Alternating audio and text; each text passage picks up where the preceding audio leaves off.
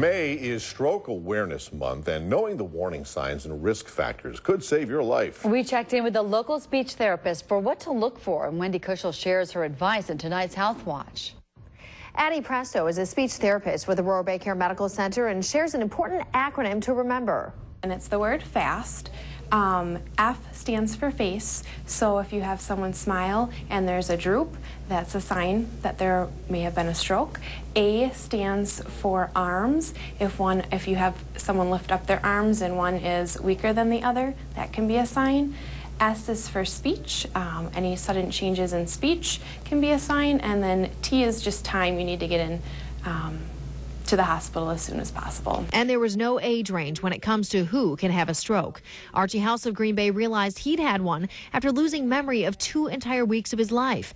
He's since been doing rehab at Aurora Baycare on his leg, shoulder, and his speech. Just say different words and put sentences together and put different words in on, then try to bring my side of my face back up, because that was drooping way down. Here at Aurora, we have inpatient therapy, so when someone's in the hospital acutely, we also have a inpatient rehab facility, so that's an area to come transitioning from the hospital to home.